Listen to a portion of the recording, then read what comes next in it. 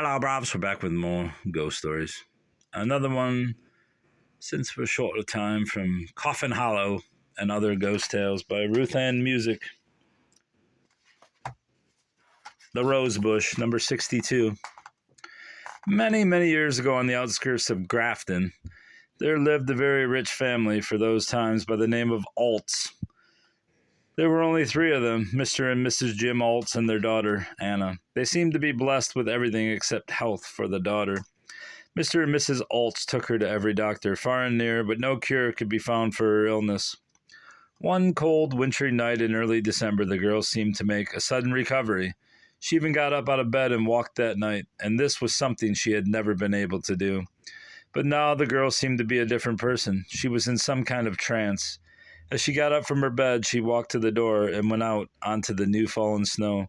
She walked down to the yard and out to a rosebush she had always admired from her window in the spring and summer. Suddenly, she collapsed beside it and died, with her hands resting near the base of the bush. From that time on, the rosebush bloomed the year round. Even in midwinter, you could see beautiful red roses peeping through the snow.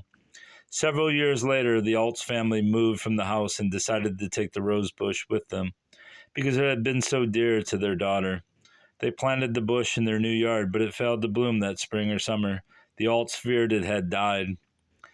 That very December, on the anniversary of their daughter's death, there was a light, sifting snow that covered the ground. When Mr. and Mrs. Altz awoke the next morning, the rosebush had disappeared, and footprints led away from the spot where it had stood. The footprints led straight to the cemetery and stopped right in front of their daughter's grave. There on the grave stood the rosebush, its red roses looking more beautiful than ever. Well, that's all for that, Brobs. Goodbye. Goodbye.